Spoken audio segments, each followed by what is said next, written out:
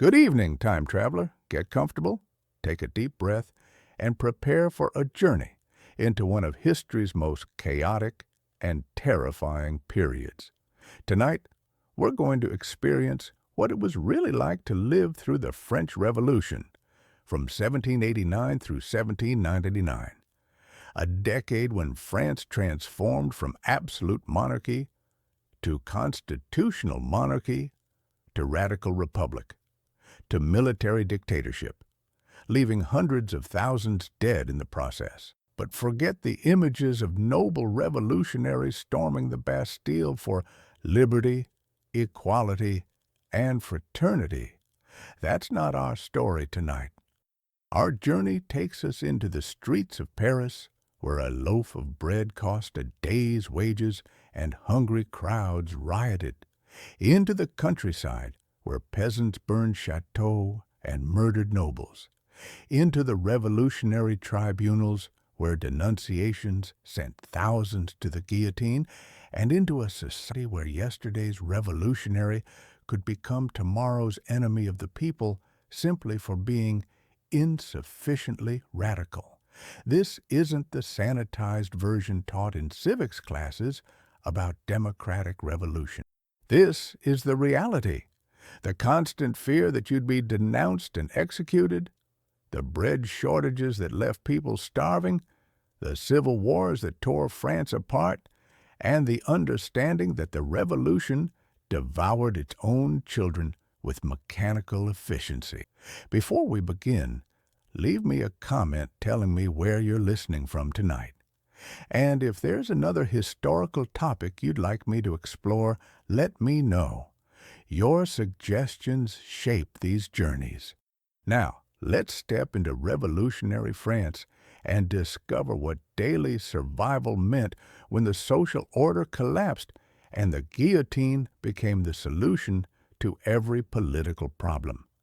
If you were living in Paris in 1789 when the revolution began, the immediate catalyst wasn't abstract ideas about liberty, but concrete hunger. France faced severe grain shortages caused by bad harvests in 1788, harsh winter, and disrupted trade networks. The price of bread, the staple food that comprised perhaps 50% of working-class budgets, had doubled or tripled. A 4-pound loaf that normally cost 8 sous now cost 15 sous when you could find it. If you were a laborer earning perhaps 30 sous per day, spending half your wages just on bread left almost nothing for rent, fuel, or other food. People were literally starving in the streets while rumors spread that aristocrats and grain speculators were hoarding supplies to profit from scarcity. The Estates General that King Louis XVI convened in May 1789 was supposed to solve the fiscal crisis. The government was essentially bankrupt from decades of wars and court extravagance. But the meeting quickly became political confrontation when the Third Estate, commoners, declared itself the National Assembly and demanded constitutional reforms. For ordinary Parisians, the political maneuvering mattered less than the continuing bread shortage and the fear that royal troops gathering near Paris would suppress any reform and leave them hungry.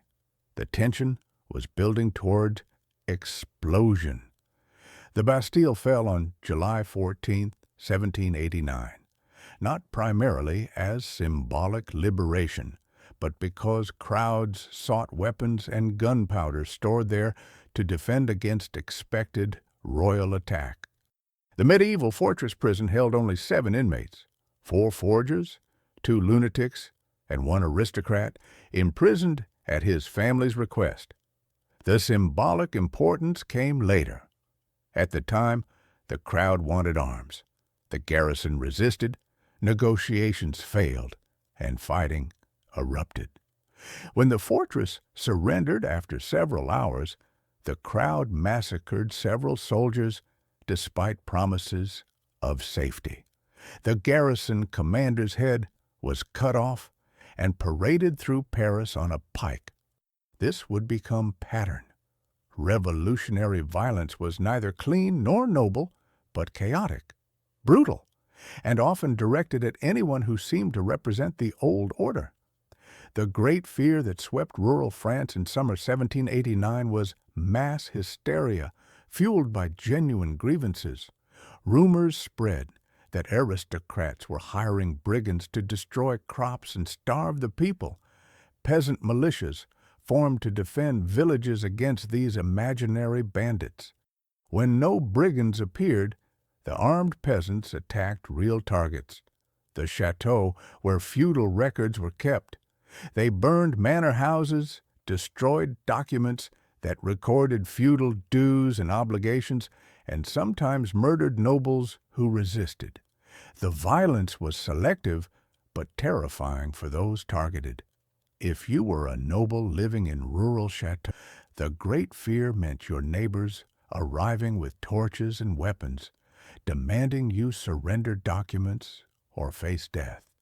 Many nobles fled to Paris or abroad, abandoning estates to peasant vengeance.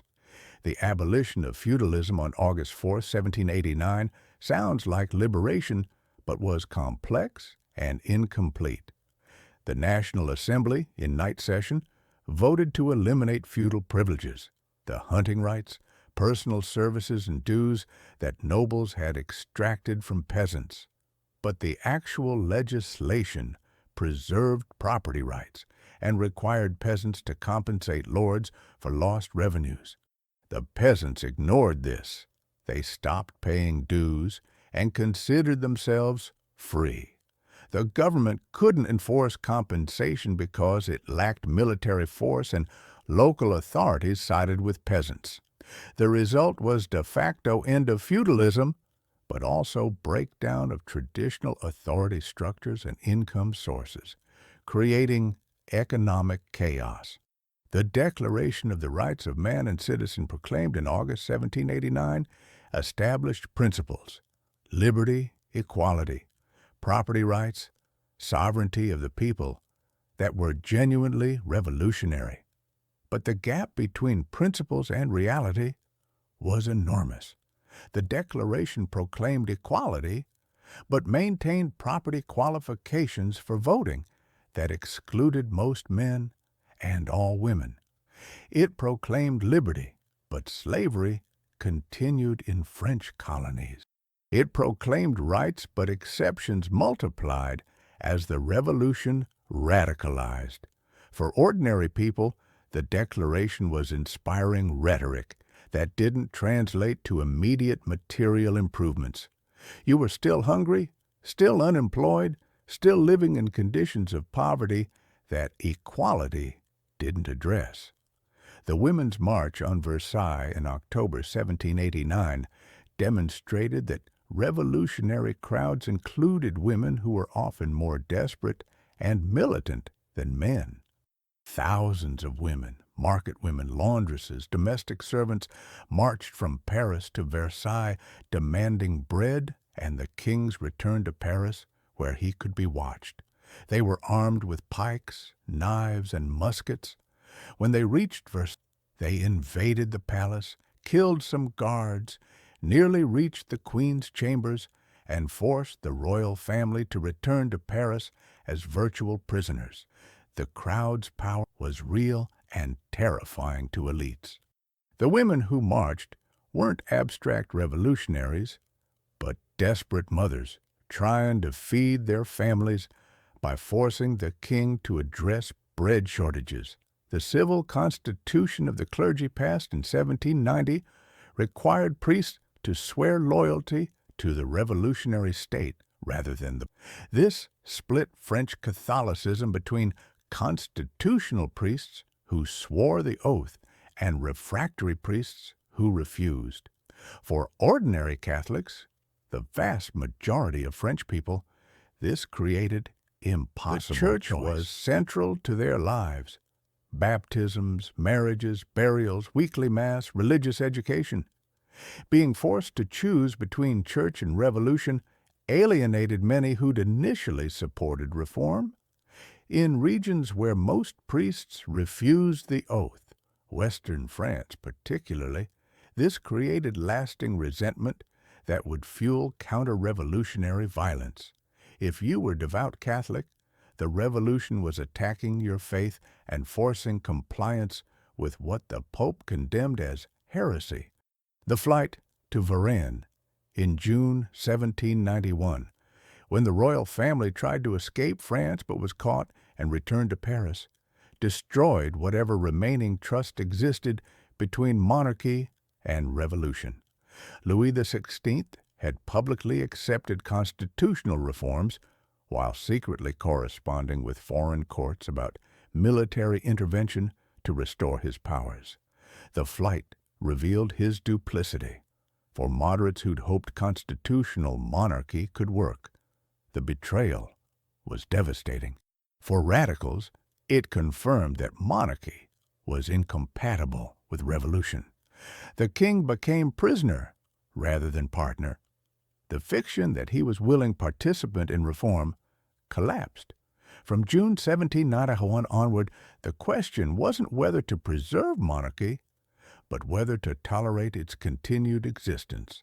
The war that began in April 1792 transformed the revolution from internal French affair to European conflict that would last decades. Revolutionary France declared war on Austria, expecting easy victory that would unite the nation.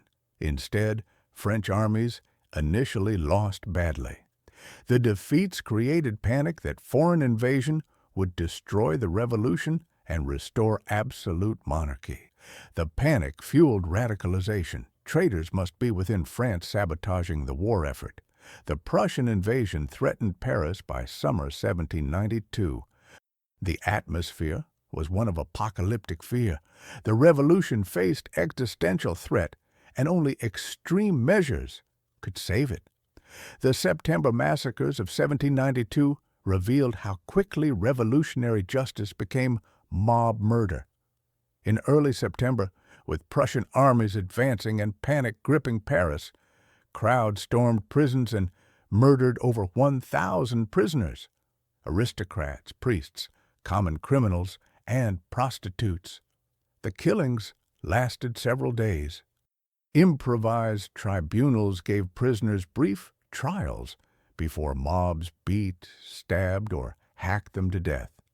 The victims included the Princess de Lamballe, friend of Queen Marie Antoinette, whose head was cut off and paraded past the Queen's window. The massacres were sanctioned, or at least tolerated, by revolutionary authorities who feared appearing weak by stopping them.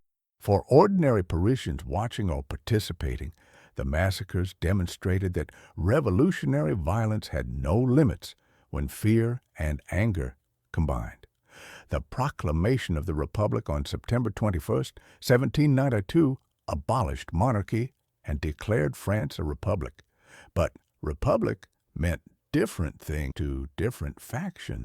The Girondins wanted moderate republic with property qualifications and provincial autonomy. The Montagnards wanted centralized radical republic with democratic elements. The sans-culottes, working-class militants, wanted direct democracy and economic controls. These factions all called themselves Republicans, but their visions were incompatible. The political struggle between them would drive much of the terror. If you were an engaged citizen trying to navigate these factions, choosing wrong side could mean death within months as power shifted. The trial and execution of Louis XIII in January 1793 was revolutionary watershed. The trial was politically motivated, the verdict predetermined. The charges were accurate. Louis had conspired with foreign powers, but the trial wasn't about guilt, but about revolutionary legitimacy. Executing the king was irreversible break with past. The vote to execute passed narrowly, with many deputies agonizing over decision. Louis was guillotined January 21, 1793, before a crowd of thousands. His last words were cut short by drumroll, The execution was efficient, mechanical, and coldly public. For Parisians watching, it demonstrated that revolution would kill even kings. For monarchist Europe, it was outrage that guaranteed war would continue until either revolution was destroyed or monarchy was abolished everywhere. The Vendée uprising that began in March 1793 was full-scale civil war in western France. The trigger was military conscription. The Republic demanded 300,000 new soldiers. Peasants in Vendée, already alienated by religious policies, rebelled against conscription. The rebellion combined defense of Catholicism, hatred of revolutionary interference, and economic grievances. The Vendean armies initially won victories, capturing cities and threatening to march on Paris. The Republic responded with brutal counterinsurgency, burning villages, massacring prisoners, implementing policies of extermination. Estimates of deaths range from 150,000 to 450,000. The pacification included drowning prisoners in Loire River, burning civilians in churches, and systematic destruction of rebel areas. For Vendeans, the revolution meant mass murder by Republican armies. The maximum price controls imposed in 1793-94 were a revolutionary attempt to control economy, but created black markets and shortages. The sans-culottes demanded price controls on bread and other necessities to make food affordable. The government implemented the maximum, fixed prices for essential goods. But price controls below market value meant producers hoarded goods or sold them illegally. Farmers stopped bringing food to urban markets. The black market flourished. Enforcement required police harassment of merchants and consumers suspected of speculation. The maximum prevented some price gouging, but worsened shortages and created corruption. If you were merchant caught selling above maximum prices, you faced confiscation, fines, or denunciation as hoarder and enemy of the people. The law of suspects passed in September 1793 defined enemies of the people so broadly that almost anyone could be arrested. Suspects included not just active counter-revolutionaries, but anyone who couldn't prove their civic virtue. Nobles, priests, relatives of émigrés, critics of the government, or simply anyone denounced by neighbors. The law created machinery for mass arrests. Tens of thousands were imprisoned on vague suspicions. The prisons overflowed with suspects awaiting trial. The Revolutionary Tribunal sent hundreds to guillotine weekly. The atmosphere was one of pervasive fear.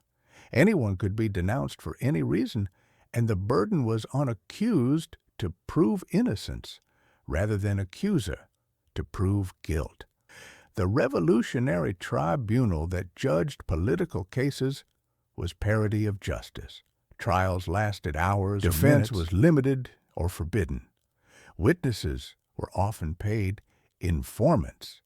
The verdicts were predetermined. Acquittal was rare. The judges and jurors were political appointees whose careers depended on finding guilt. The public prosecutor, Fouquier-Tinville, sent defendants to execution with assembly line efficiency.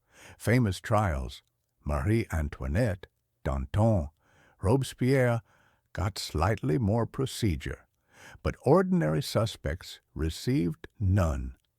If you were accused, you were almost certain. The Revolutionary Tribunal processed about 2,800 death sentences in Paris alone, plus thousands more in provinces. The guillotine that became symbol of the terror was marketed as humane execution method. Quick, painless, egalitarian.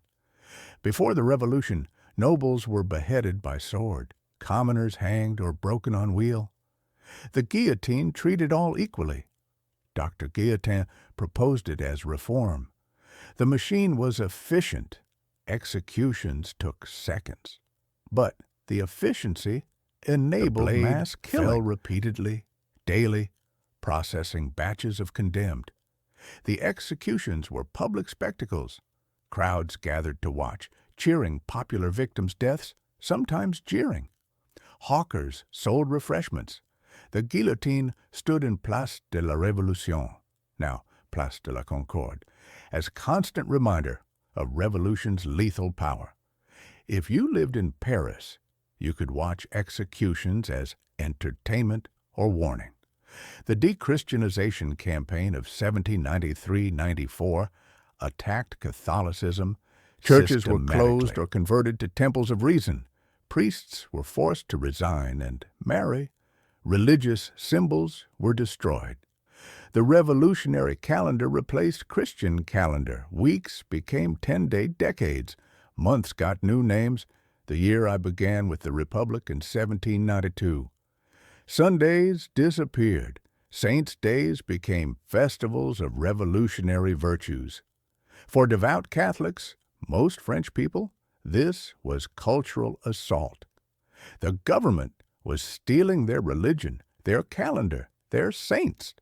The de-Christianization alienated many who tolerated earlier reforms but couldn't accept atheism being imposed by force. The cult of the supreme being that Robespierre promoted in 1794 was an attempt to create revolutionary religion that wasn't atheistic. Robespierre believed society needed religion for morality, but rejected both Catholicism and atheism. The Festival of the Supreme Being in June 1794 was elaborately staged, with Robespierre presiding as high priest. Never caught on. It seemed like obvious political manipulation, Robespierre's ego trip. Catholics rejected it as blasphemy. Atheists found it ridiculous, and most people ignored it. The cult demonstrated limits of revolutionary social engineering. You couldn't simply decree new religion and expect people to believe. The Great Terror of spring 1794 was acceleration of violence even beyond previous levels. Robespierre and the Committee of Public Safety, convinced that internal enemies were undermining the Republic, intensified repression. The Law of 22 Prairial, June 10, 1794, simplified trials further, removing defense counsel, allowing only 2 verdicts, acquittal or death, and broadening definition of enemies. The executions increased dramatically. In June-July 1794, over 1,500 were guillotined in Paris, far more than previous months. The terror was consuming people who'd been loyal revolutionaries, generals who'd lost battles, deputies who'd expressed doubts, officials who'd failed to meet quotas. No one was safe. The daily life for ordinary Parisians during the Terror meant navigating constant surveillance and denunciation risks. Your neighbors watched you. Did you attend section meetings? Did you wear the revolutionary cockade? Did you use formal vous instead of revolutionary tu? Did you express any doubts about policies? Your co-workers could denounce you if they wanted your job. Your servants could denounce you to settle grudges. Children were encouraged to denounce parents who spoke against the revolution. The revolutionary committees in each section maintained surveillance lists, monitored food purchases, and investigated denunciations. Living through the Terror meant performing revolutionary enthusiasm constantly while trusting no one. The food shortages that continued throughout the revolution created daily struggle. Even with price controls, bread was often unavailable. You queued for hours hoping to buy bread when it appeared. Riots erupted when supplies ran out or prices seemed too high. The government blamed shortages on hoarders and speculators, but the reality was that war disrupted agriculture and trade, while inflation made paper currency worthless. The assignats, revolutionary paper money backed by confiscated church lands, lost value rapidly. By 1795, they were nearly worthless. If you had savings in assignats, you watched them become useless paper. The economic chaos meant constant insecurity about whether you could feed your family tomorrow. The Revolutionary Army that fought foreign wars was conscript force drafted from population. If you were a young man, conscription could pull you from family and work to fight in poorly supplied armies. The soldiers often lacked proper uniforms, shoes, or weapons. They marched long distances on minimal rations. Diseases killed more than combat. But the revolutionary armies also won surprising victories through enthusiasm and numbers, defeating professional Austrian and Prussian forces through aggressive tactics and willingness to take casualty. The levée en masse, mass conscription, of 1793 mobilized hundreds of thousands. By 1794, France had over 700,000 men under arms, the largest army Europe had seen. The Federalist revolts in 1793 saw major provincial cities, Lyon, Marseille, Bordeaux, Toulon, rebel against Paris's centralizing dictatorship. These weren't counter-revolutionary monarchist revolts, but republican cities resisting Jacobin dominance. The revolts were suppressed brutally. Lyon was besieged, captured, and systematically destroyed. Buildings demolished, thousands executed, the city renamed Ville Affranchie, Liberated City. Toulon, which surrendered to British, was recaptured and saw mass executions. The message was clear. Provinces must submit to Paris's will or face annihilation. Federalism became defined as counter-revolution and punished accordingly. The fall of Robespierre on 9 Thermidor, July 27, 1794, ended the Great Terror, but not the revolution's violence. Robespierre had created so many enemies that when he tried to denounce more deputies, they united against him. He was arrested, attempted suicide, and was guillotined the next day along with close associates. The Thermidorian reaction that followed reduced terror's intensity, but preserved Revolutionary Tribunal and continued political executions. The sans-culottes, who'd supported Robespierre, were suppressed. The White Terror saw revenge killings of Jacobins by surviving moderates and royalists. The Revolution was eating its children. Robespierre guillotined after sending thousands to guillotine. The Directory period, 1795-1799, brought instability and corruption after the Terror, but not stability or prosperity. The government consisted of 5 directors who constantly intrigued against each other. Elections were annulled when they produced wrong results, royalist or Jacobin. The economy remained chaotic with worthless currency and food shortages. Political violence continued. Coups, arrests, deportations. The Directory depended on military to maintain power, which gave generals like Napoleon Bonaparte political leverage. For ordinary people, the Directory was disappointing aftermath to revolution's promises, continued hardship without revolutionary enthusiasm to justify. The bread riots and food shortages that persisted throughout the 1790s showed that revolution hadn't solved basic problems. The uprisings of Germinal and Prairial, spring 1795, saw sans-culottes invade the convention demanding bread and the Constitution of 1793. The revolts were suppressed by military force. Troops killed protesters, arrested leaders, and ended sans-culottes as independent political force. The people who'd driven much of the revolution's radical phase were now excluded from power. The economic misery that had sparked revolution in 1789 continued 6 years later. But now, the revolutionary government used the same repressive methods against workers that the monarchy had used. The émigrés who fled France, perhaps 150,000 nobles, clergy, and wealthy bourgeois, left behind properties that were confiscated and sold.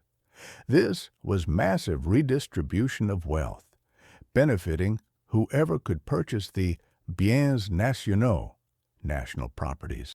But the buyers were mostly bourgeois who had capital, not peasants who lacked funds.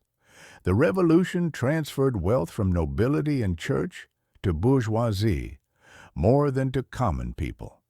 If you were a peasant who'd hoped revolution meant land ownership, you were disappointed.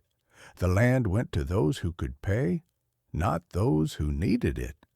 The social transformation was real, but not the egalitarian redistribution revolutionary rhetoric promised.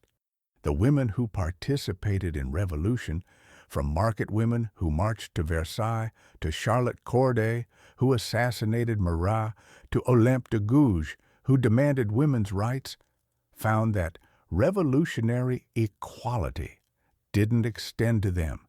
The Declaration of Rights of Man was gendered. Women were excluded from citizenship rights. Women's political clubs were banned in 1793. When women demanded equal rights, they were told that women's proper role was domestic. Olympe de Gouges, who wrote Declaration of the Rights of Woman, was guillotined in 1793. The Revolution was about fraternity, brotherhood, not equality of sexes.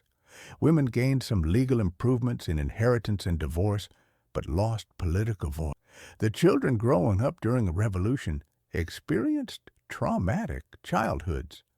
You might have watched parents arrested or executed. Your education was disrupted as schools closed or became revolutionary indoctrination centers. Your religious instruction was forbidden or replaced with civic catechism. You were taught songs celebrating guillotine and hatred of aristocrats. If your family was suspect, nobles, clergy, moderates, you lived in constant fear. Some children denounced parents to prove revolutionary loyalty. The generation raised during revolution learned that authority was violent, ideology was worth killing for, and trust was dangerous. The psychological effects lasted lifetimes. The military campaigns that France fought from 1792 through 1799 and beyond were constant drain on resources and lives. French armies conquered Belgium, Netherlands, parts of Germany, Switzerland, and northern Italy. Each conquest required occupation troops and sparked local resistance. The wars created military heroes like Napoleon, but also cost hundreds of thousands of French lives. The victories distracted from domestic problems, but didn't solve them. The Republic became increasingly militarized, with generals holding real power and civilian government depending on military support. The revolution that began with hopes for peace and prosperity became expansionist war machine. The assignats and mandates that served as revolutionary currency became worthless through hyperinflation. The government printed money to finance wars and domestic programs. Creating inflation destroyed savings, made planning By Impossible. 1796, the assignat was worth perhaps 0.3% of its face value. The mandate that replaced it collapsed even faster. If you were a salaried worker or had savings, hyperinflation destroyed your economic security. If you were debtor, inflation let you pay off debts in worthless paper. The chaos benefited speculators and harmed people living on fixed incomes or wages that didn't keep pace with prices. The clothing that marked political allegiance became matter of life and death. The red Phrygian cap, bonnet rouge, symbolized revolutionary commitment. The revolutionary cockade, tricolor rosette, was mandatory in Paris. Sans-culottes wore long trousers rather than aristocratic knee breeches, culottes, hence their name. During Terror, wearing wrong clothes or lacking proper revolutionary symbols could lead to denunciation. After Thermidor, the incroyables and merveilleuses, young people who dressed outrageously, mocked revolutionary austerity. Fashion became political statement in ways that could be dangerous depending on which faction controlled power.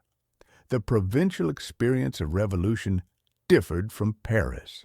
In remote rural areas, revolution might mean little beyond end of feudal dues and increased taxes. News arrived slowly and distorted. Some regions barely participated in revolution except when armies marched through requisitioning supplies. Other regions, Vendée, Lyon, Brittany, experienced revolution as brutal civil war. The Paris-centric narrative obscures that the revolution was different experiences in different places. If you lived in Brittany, revolution might mean choosing between Catholic Church and Republican government, watching neighbors kill each other, and having your village burned by one side or the other. The counter-revolutionary violence that occurred during and after revolution matched revolutionary terror in brutality. The White Terror in 1794 and 95 saw revenge killings of Jacobins and suspected revolutionaries by Royalists, Federalists, and ordinary people settling scores. In southern France particularly, bands of companions of Jihu murdered hundreds of former revolutionaries. The violence included torture, drowning, and massacres that echoed September Massacres, but targeted opposite side. The cycle of violence, revolutionaries killing supposed enemies, then being killed by survivors seeking revenge, showed that revolutionary violence generated counter-violence that was equally brutal. The guillotine statistics reveal revolution's death toll incompletely. The Revolutionary Tribunal in Paris sentenced about 2,800 to death. Provincial revolutionary tribunals killed thousands more. The Vendée War killed perhaps 150,000, 450,000. The summary executions, drownings, and massacres during various repressions killed tens of thousands. The wars killed hundreds of thousands more. Total deaths attributable to revolution and its wars probably exceeded 500,000, 1,000,000, depending on how broadly you count. These weren't abstract numbers, but individual deaths. The noble guillotined for being noble, the priest drowned for refusing oath, the peasant killed in civil war, the soldier dying of disease in army camp. The Festival of the Federation on July 14, 1790, first anniversary of Bastille, represented revolution's optimistic moment. Thousands gathered on Champ de Mars for celebration of national unity. Louis XVI swore loyalty to Constitution. Lafayette commanded National Guard. Everyone wore tricolor and sang patriotic songs. The moment seemed like peaceful constitutional revolution had succeeded. Within 2 years, King would be prisoner and Lafayette exile.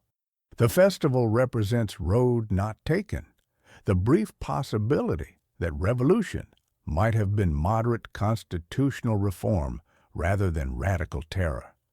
But the internal contradictions and external pressures drove revolution toward extremism.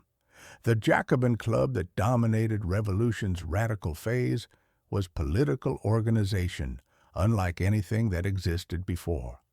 The club had branches across France coordinating policy and purging insufficiently zealous members.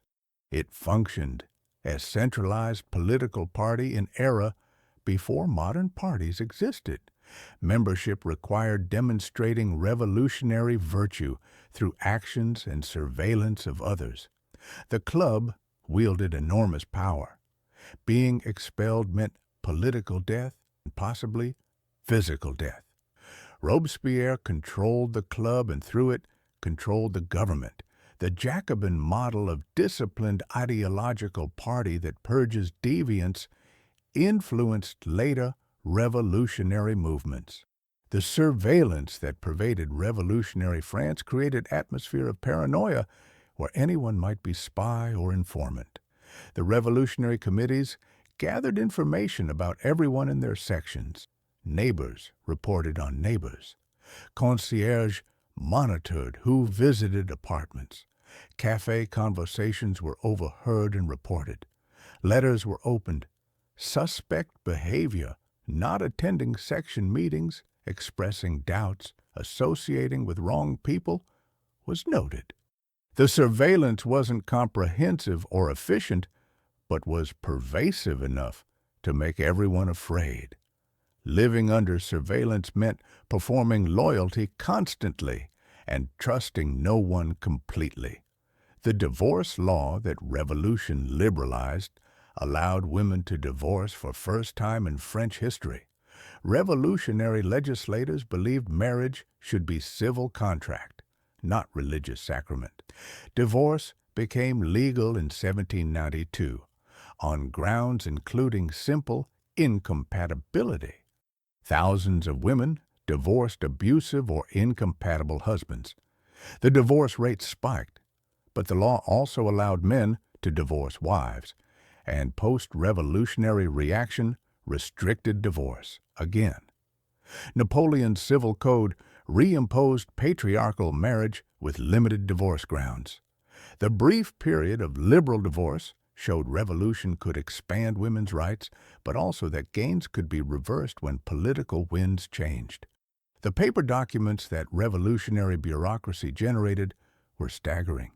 Certificates of civic virtue, ration cards, surveillance reports, denunciation letters, arrest warrants, trial transcripts, execution records.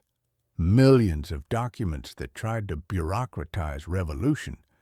The paperwork was supposed to make revolution rational and systematic, but the bureaucracy generated was as deadly as spontaneous mob violence, perhaps more so because it was systematic.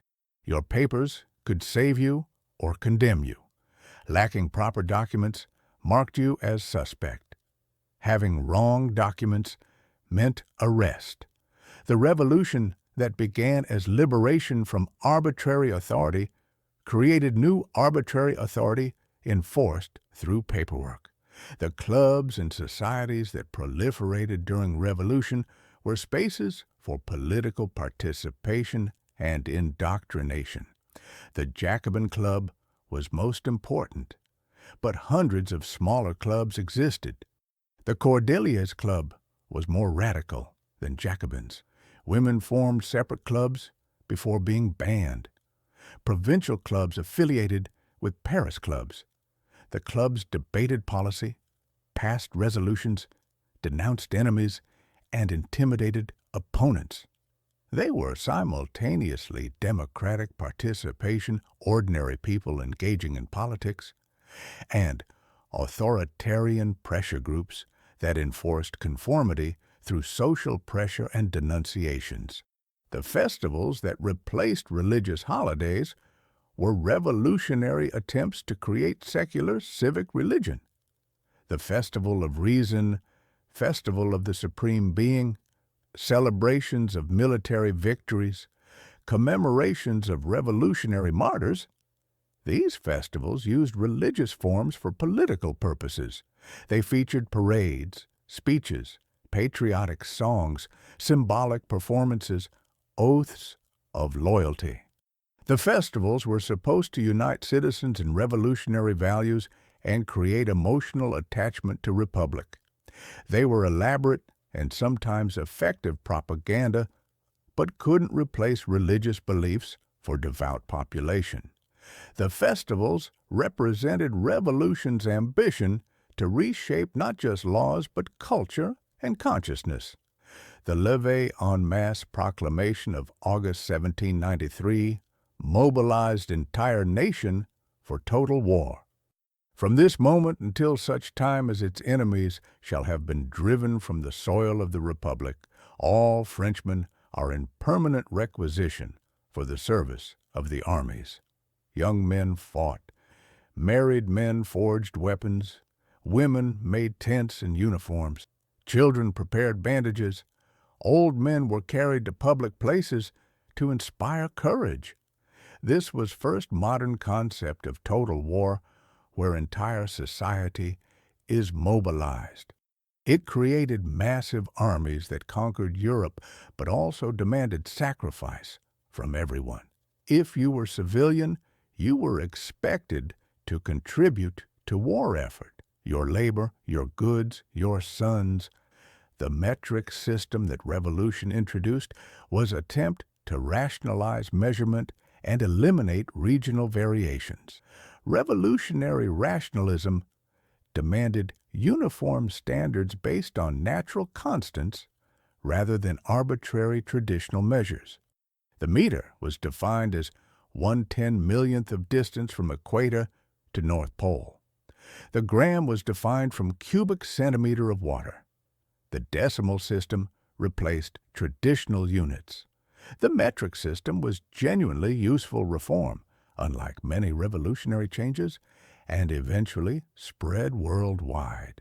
But imposing it during revolution meant forcing people to abandon familiar measurements, adding to confusion and resentment.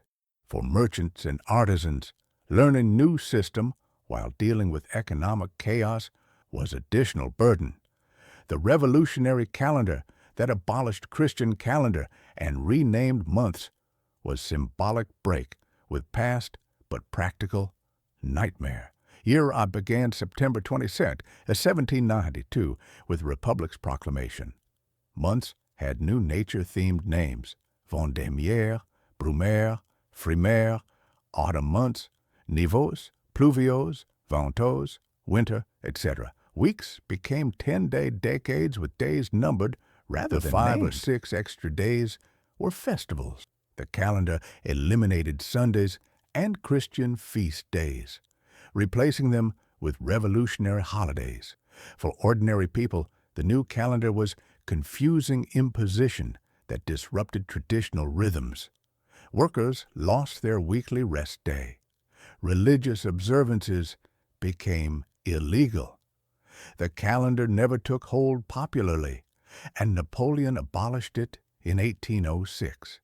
The education reforms that revolution attempted included schemes for universal public education, but implementation was limited. Revolutionary idealists envisioned schools teaching Republican virtue and practical knowledge to all citizens, creating informed populace capable of self-government. The plans were ambitious.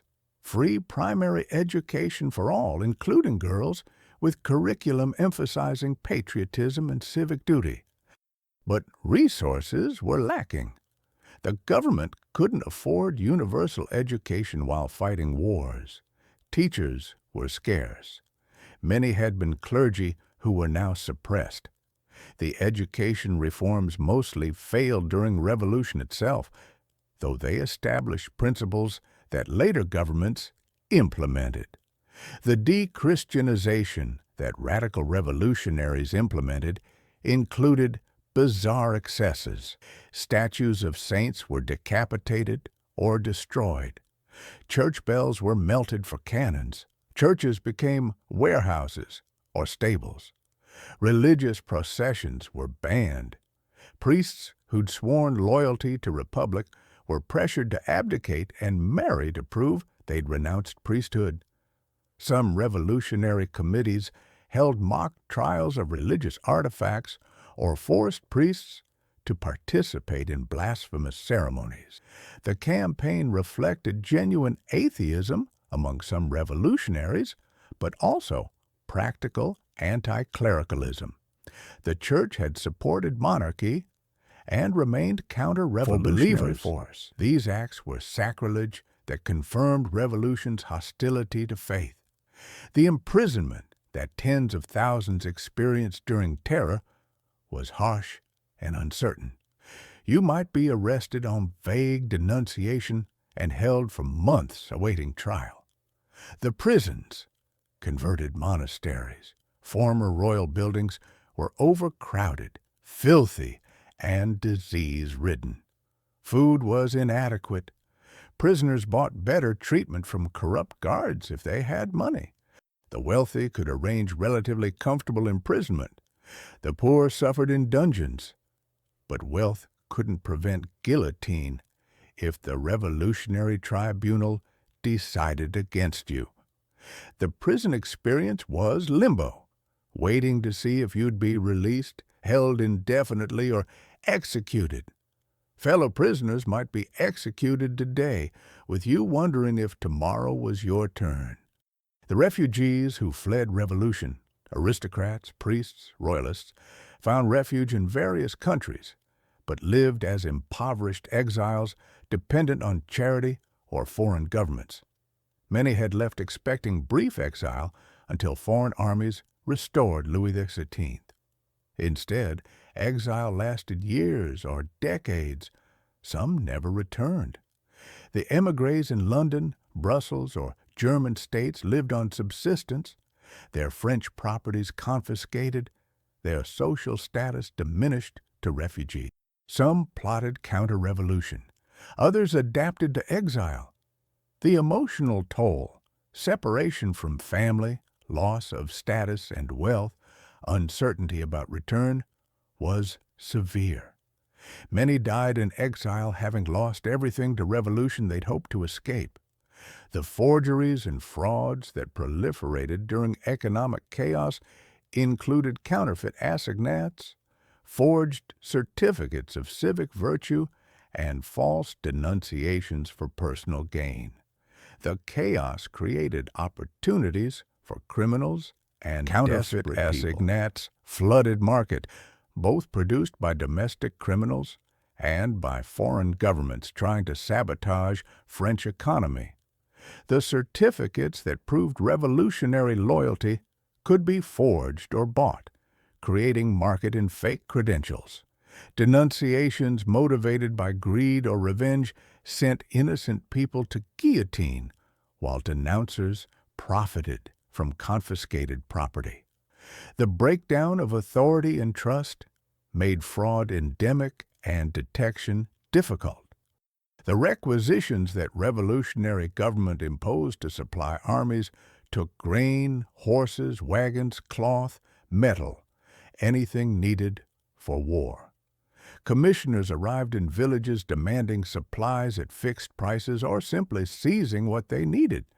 For peasants, requisitions were similar to old feudal extractions, but without traditional legitimacy. You were supposed to be free citizen of Republic, but Republic took your property through force just as nobility had. The requisitions created resentment and resistance. Some peasants hid supplies or falsely claimed poverty. Others organized violent resistance to requisition agents. The Republic's resource needs created coercive relationship with citizens that contradicted revolutionary rhetoric about liberty.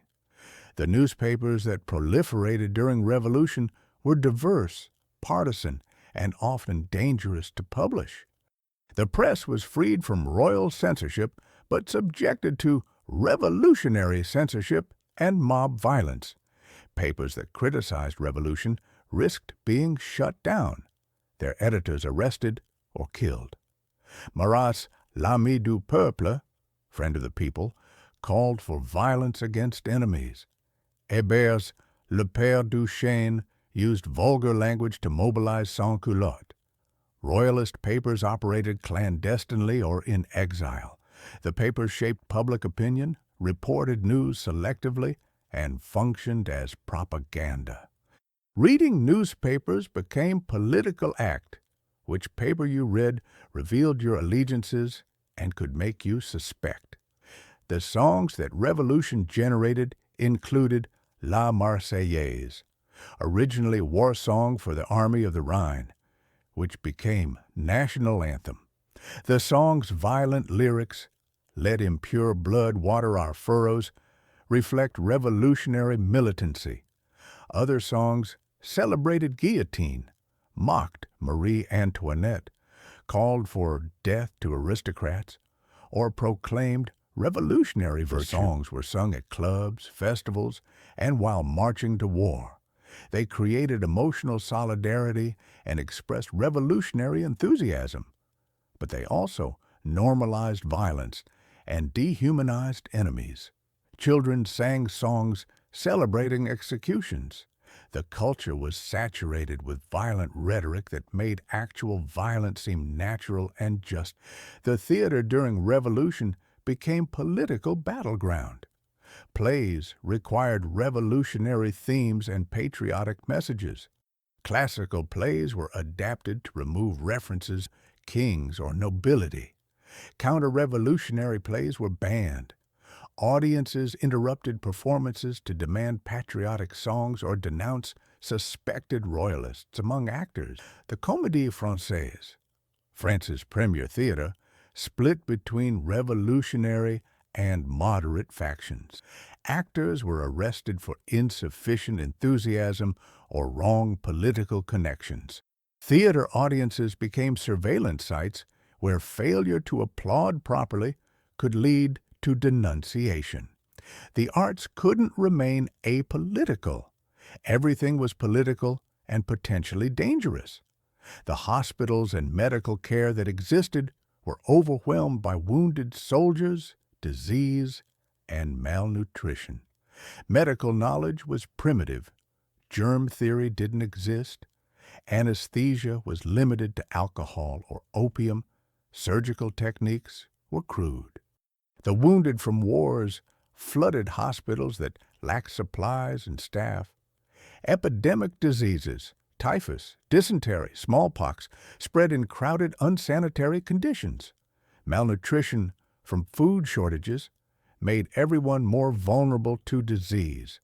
If you fell seriously ill or were badly injured, your chances of recovery were poor, regardless of status. Revolutionary ideology couldn't cure disease or heal wounds. The mortality rates from preventable and treatable conditions remained high throughout the period. The police forces that operated during Revolution included various organizations with overlapping jurisdictions. The National Guard was citizen militia that maintained order and defended revolution. The revolutionary committees surveilled citizens and arrested suspects. The Committee of General Security coordinated security at national level. The Revolutionary Tribunal judged cases. Local surveillance committees reported suspicious activity. The multiple agencies created confusion, but also pervasive security apparatus where someone was always watching. The police weren't neutral law enforcers, but revolutionary agents whose job was political repression as much as crime prevention.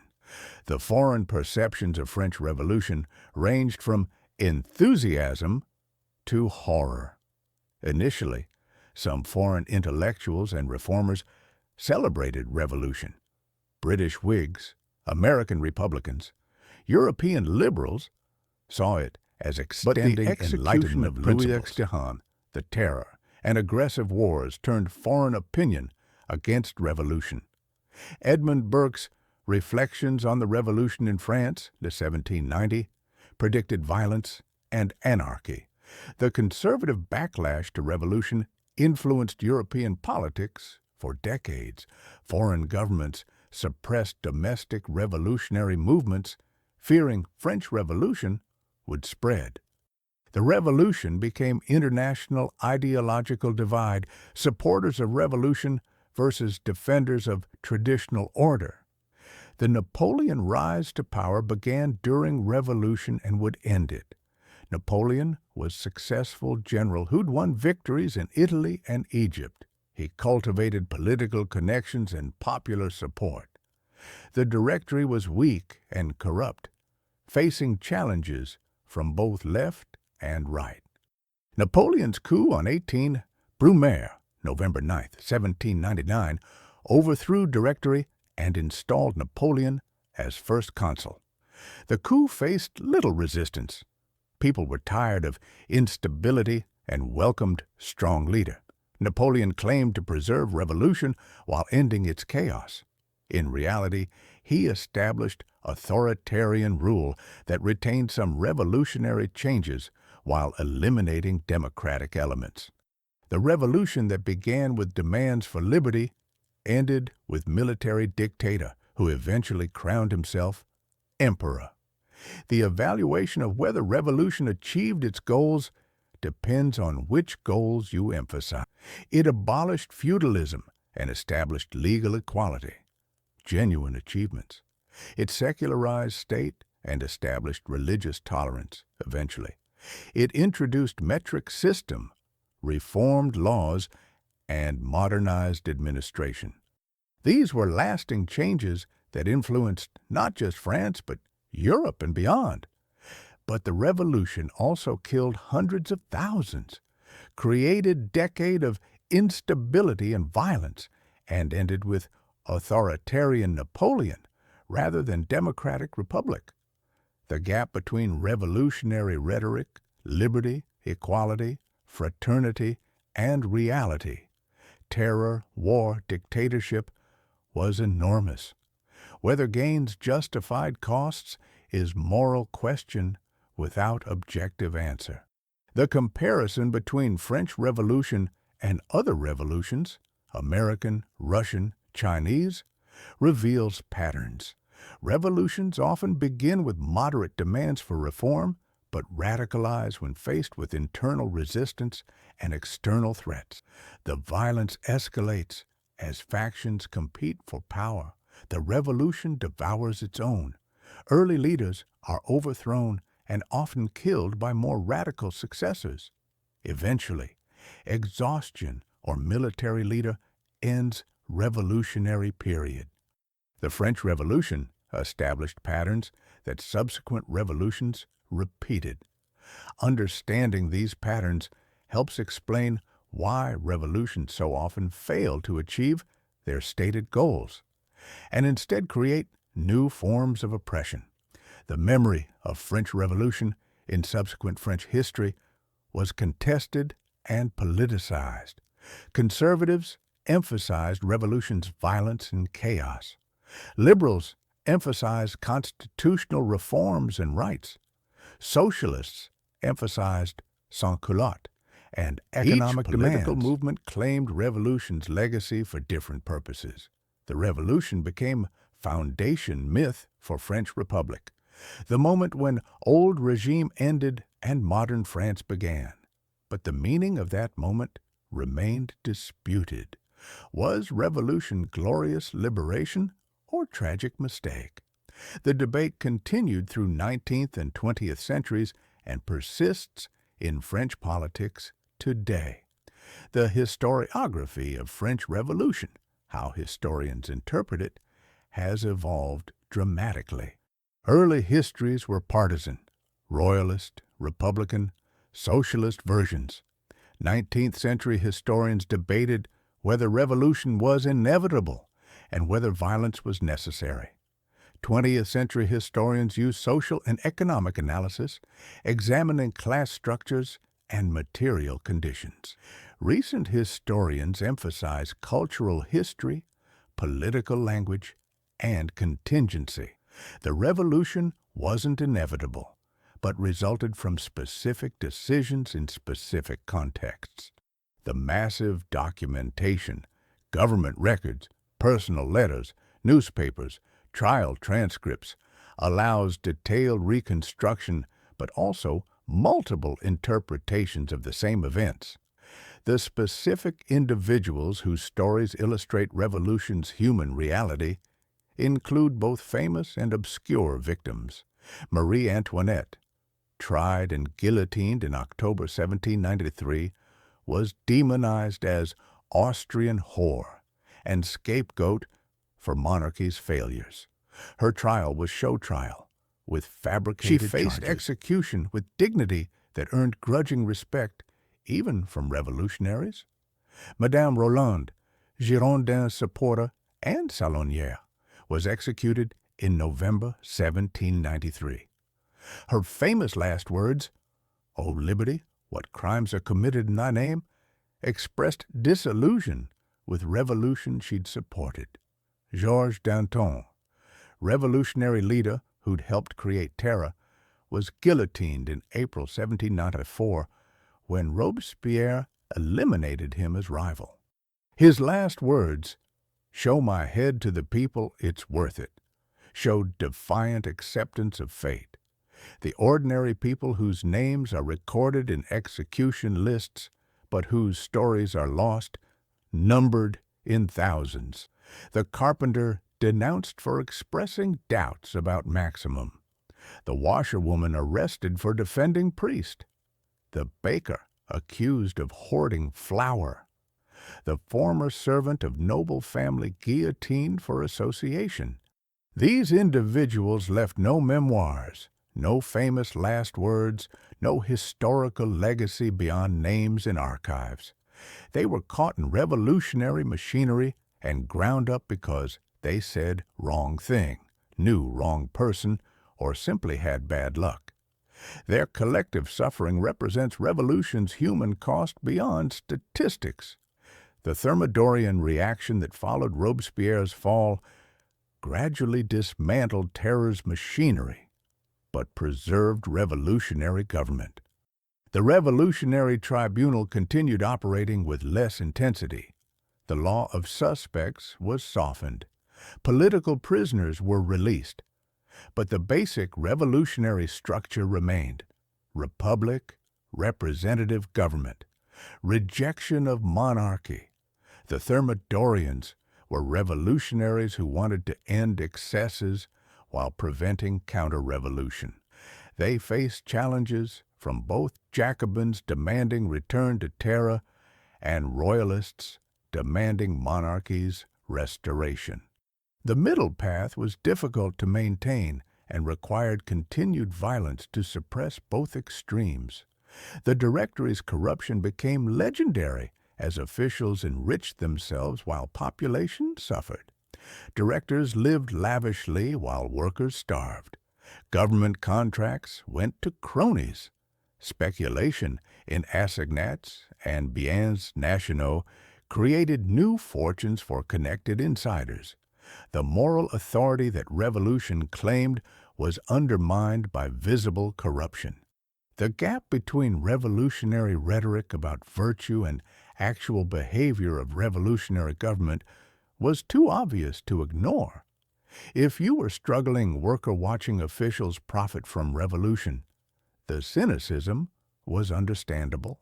The idealism that drove revolution's early phases had curdled into corrupt opportunism. The military victories that France won from 1794 onward were partly due to revolutionary armies' size and enthusiasm, but also to innovative tactics. The mass armies allowed risky strategies, accepting high casualties to achieve objectives. The revolutionary fervor motivated soldiers to endure hardships and fight aggressively. The promotion by merit rather than birth produced talented young officers like Napoleon. The tactics that developed, combined arms, rapid movement, living off the land, would influence warfare for decades. But victories came at cost. The hundreds of thousands who died in campaigns across Europe, the occupied territories that resented French domination, the militarization of French society, the occupied territories that French armies conquered faced requisitions, conscription, and cultural imperialism. Belgium, the Rhineland, northern Italy were incorporated into France or made satellite republics. Local populations initially welcomed French armies as liberators from feudalism. But the requisitions, taxes, and conscription soon created resentment. The French claimed to bring liberty, but behaved as conquerors. The satellite republics, Batavian, Helvetic, Cisalpine, etc., were French puppets without real independence. The contradiction between revolutionary universalist rhetoric and French nationalist domination would fuel resistance movements and nationalist reactions against France. The legacy of revolution for French law includes the Napoleonic Code that codified revolutionary legal principles. The code established legal equality, secular marriage and divorce, property rights, and rational legal system. It was based on revolutionary legislation, but systematized by Napoleon. The code's principles, equality before law, separation of civil and religious authority, protection of property, became foundational for modern legal systems. The code was exported to territories France conquered and influenced legal development worldwide. This was revolution's most lasting practical achievement, creating legal framework that recognized individual rights and equality while protecting property and order. The question of whether terror was necessary or was betrayal of revolution's ideals remains debated. Some argue terror was emergency response to existential threats, foreign invasion, civil war, internal subversion, and that without it, revolution would have been crushed. Others argue terror was logical consequence of revolutionary ideology that divided world into revolutionaries and enemies, making violence inevitable. Still, others argue terror was specific choices by specific individuals, particularly Robespierre, and wasn't necessary consequence of revolution. The debate reflects broader question about revolutionary violence. Is it justified by revolutionary goals, or does violence corrupt the revolution itself? The émigrés who returned to France after Napoleon's rise often found their properties sold and their social world destroyed. Some recovered portions of their estates. Others became permanent exiles in their own country, nobles without function in meritocratic society, unable to adapt to new social order. Some younger émigrés joined Napoleon's service, accepting that old world was gone. Others maintained stubborn royalism and plotted restoration. The psychological adjustment from being privileged class to being defeated remnant was difficult. Many never recovered their fortunes or status. The émigré experience showed that revolution's social changes, however violent and chaotic, were largely irreversible. The peasants, who'd gained most from revolution, ending feudal dues, keeping confiscated church lands, remained revolutionary supporters, or at least opponents, of restoration. They feared returning monarchy would restore old obligations and reclaim lands. This created constituency for preserving revolutionary gains, even when revolutionary politics was rejected. Napoleon understood this and secured peasant support by guaranteeing their land ownership. The peasants' conservatism, wanting to preserve revolution's economic changes while rejecting its political radicalism, would shape French politics for centuries. The women's rights that revolution briefly expanded, liberal divorce, inheritance rights, were reversed under Napoleon. The Napoleonic Code treated women as legal minors under husband's authority. Divorce became difficult again. Women's property rights were restricted.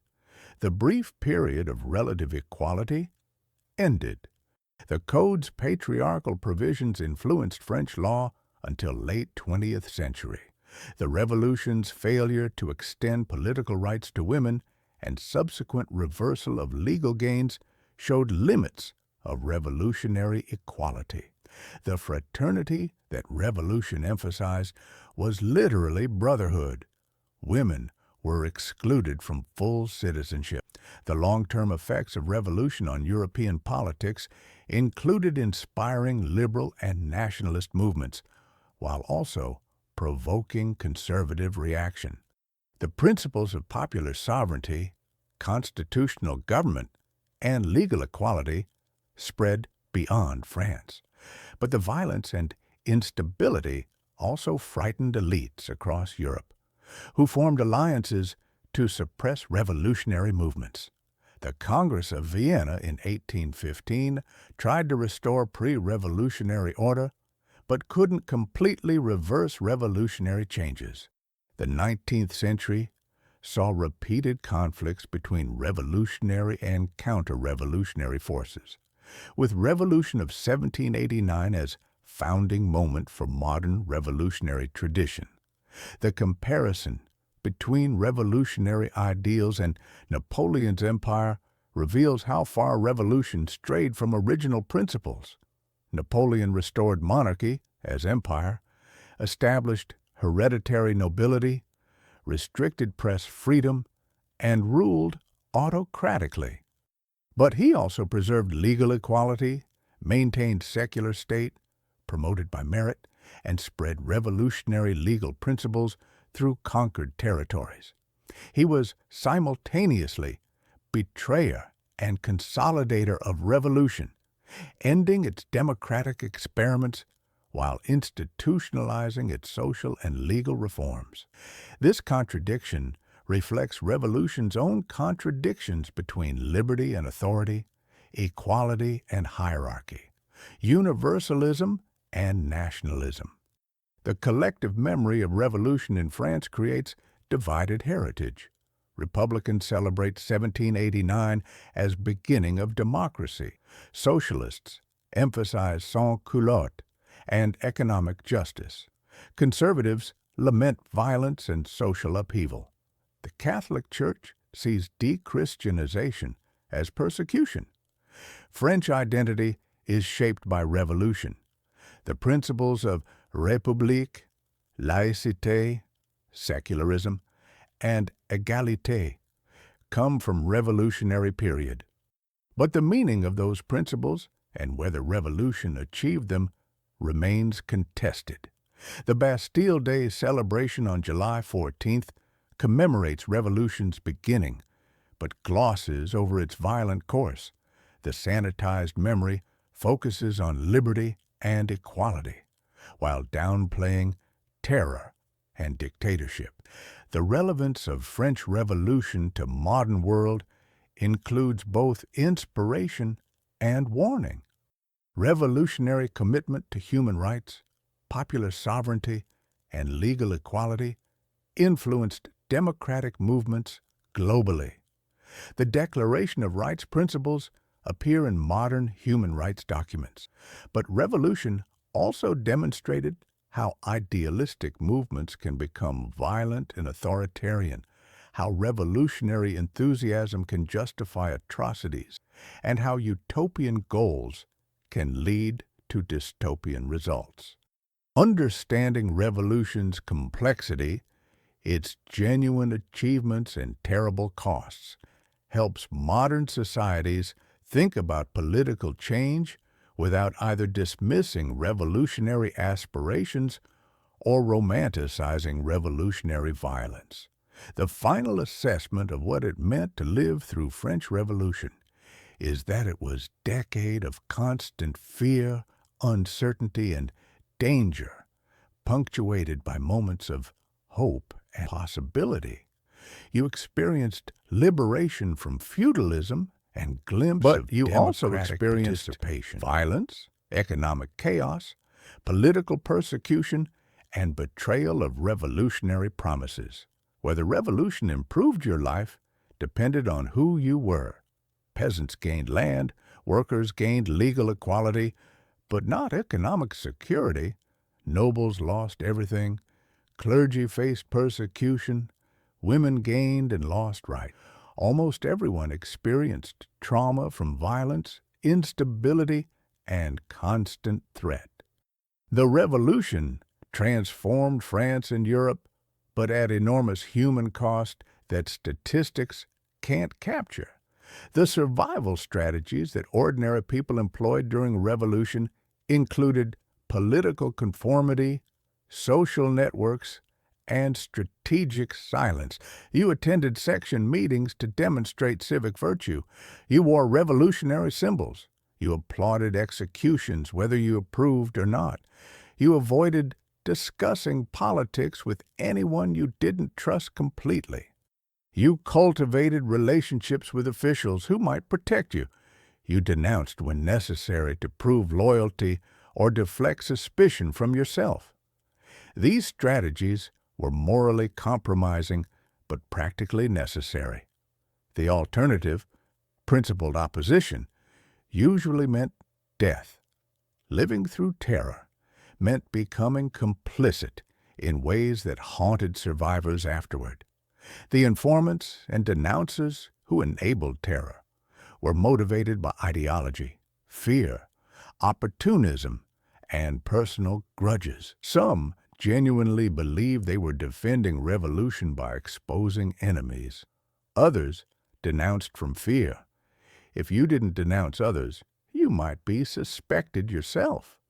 Some saw denunciation as path to advancement, eliminating rivals or taking denounced person's property. Others settled personal scores under revolutionary cover.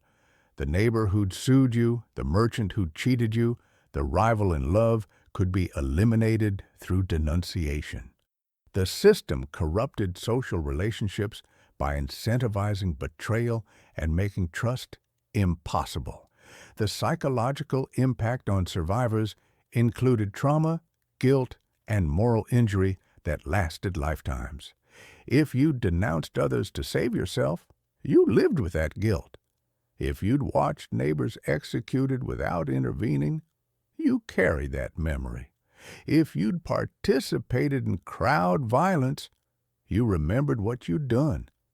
If you'd lost family to terror, you grieved while living in society that moved on without acknowledging your loss. The survivors who wrote memoirs decades later struggled to explain or justify their actions. Many emphasized that they'd had no choice, that survival required compromises they regretted. The trauma from living through revolution affected French society for generations.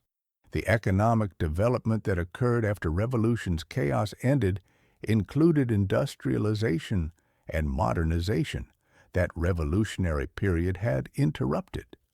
The stability that Napoleon provided allowed economic recovery.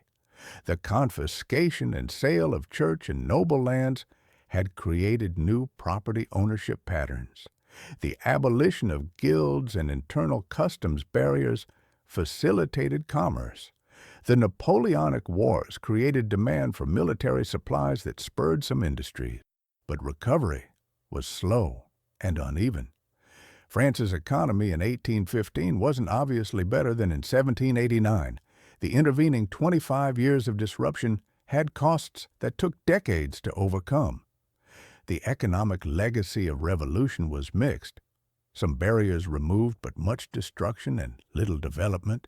The comparison between promises and results shows revolution's failures clearly. The promise was liberty. The result was terror and dictatorship. The promise was equality. The result was new hierarchies based on wealth and military power. The promise was prosperity. The result was economic chaos, hyperinflation, and food shortages. The promise was peace. The result was 25 years of warfare. The promise was rational government. The result was factional violence and political instability.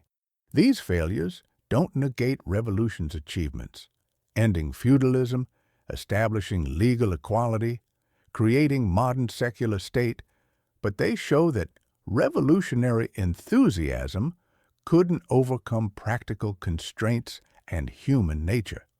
The gap between revolutionary rhetoric and reality was enormous and disillusioning. The question of whether France would have been better off with gradual reform rather than revolution is unanswerable, but interesting. Could Louis XVI have been persuaded to accept constitutional monarchy without revolution's violence? Could feudalism have been abolished peacefully? Could legal reforms have occurred without terror? The counterfactual is impossible to prove, but the comparison with Britain, which reformed gradually over decades without revolution, suggests that peaceful change was possible. But France's specific circumstances, bankrupt government, entrenched aristocracy, hungry population, may have made gradual reform impossible. The debate reflects broader questions about whether revolutionary violence is ever necessary or whether it creates more problems than it solves. The ultimate lesson from living through French Revolution is that rapid social transformation, however justified its goals, creates chaos that takes decades to resolve and costs that exceed predictions. The old regime had serious problems: fiscal crisis, legal inequality, feudal exploitation that needed addressing. But the revolutionary solution, destroying entire social order and rebuilding from first principles, created violence, instability, and suffering that affected generation. The revolutionaries' certainty that they knew correct principles and could remake society accordingly led to terror when reality didn't conform to ideology. The lesson isn't that injustice should be tolerated, but that revolutionary transformation involves costs and risks that should be soberly assessed rather than dismissed through utopian optimism. The individuals who shaped revolution, Mirabeau, Lafayette, Danton, Robespierre, Saint-Just, Hébert, Fouché, Napoleon, were complex figures whose motivations mixed principle, ambition, ideology, and fear. None were simply heroes or villains. They made decisions in impossible circumstances, facing dilemmas without good solutions. Understanding them requires empathy without excusing their actions. They bear responsibility for violence they ordered or enabled, but they also operated in context where violence seemed necessary to preserve gains and prevent counter-revolution. The moral complexity of revolutionary leaders reflects broader moral complexity of revolution itself. Genuine idealism coexisting with brutal violence, liberation for some built on persecution of others. The survivors who lived into 19th century carried memories of revolution that shaped French politics for decades. The generation that remembered terror opposed radical politics and preferred stability, but they also defended revolutionary gains against monarchist restoration attempts. Their children and grandchildren interpreted revolution differently, romanticizing it or denouncing it depending on political views. The lived memory of revolution faded, but its political legacy persisted. France cycled through monarchies, republics, and empires throughout 19th century, repeatedly fighting over revolution's meaning and attempting to realize or reverse its principles. The instability that revolution created took centuries to resolve. So the next time you hear about the French Revolution, the storming of the Bastille, the Declaration of Rights, the triumph of liberty, equality, and fraternity, remember the reality. The constant fear that you'd be denounced and guillotined for insufficient revolutionary enthusiasm, the bread shortages that left you hungry while politicians debated ideology, the terror that killed thousands, including the revolutionaries themselves, the civil wars that massacred entire regions like the Vendée, the surveillance that made you distrust neighbors and family, and the understanding that revolution's promises of liberty ended in dictatorship. Remember that the revolution devoured its own children with mechanical efficiency. that today's revolutionary hero became tomorrow's enemy of the people, and that survival meant political conformity and moral compromise. Living through the French Revolution wasn't the glorious liberation that textbooks describe, but a decade of fear, chaos, and violence where the wrong word or wrong association could cost your life. You might have started as enthusiastic supporter believing revolutionary promises, but by 1794 you were just trying to survive the terror, wondering if today was the day someone denounced you. The idealism that inspired revolution was real, but so was the violence that consumed hundreds of thousands. The achievements, ending feudalism, establishing legal equality, were genuine, but so were the costs. The terror, the wars, the betrayal of principles in the name of defending them. And so ends our journey through revolutionary France. If you enjoyed this exploration of reality behind the revolutionary rhetoric, subscribe for more journeys revealing historical truths. Leave a comment telling me which aspect of the revolution surprised you most, or suggest another topic you'd like me to explore, time traveler. And maybe tonight, appreciate that you can express political opinions without fearing denunciation and execution, that your neighbors aren't obligated to surveil and report on you, that bread shortages don't drive you to riot in the streets, that political disagreements are settled through democratic processes rather than guillotine, and that stability, however imperfect, is better than revolutionary chaos, however idealistic its goals. Appreciate that the democratic rights we enjoy were partly won through revolutions like France's, but also that revolutionary violence creates trauma and instability that takes generations to heal. And remember that the revolution that promised liberty, equality, and fraternity delivered terror, war, and dictatorship before those principles were partially realized. Sweet dreams.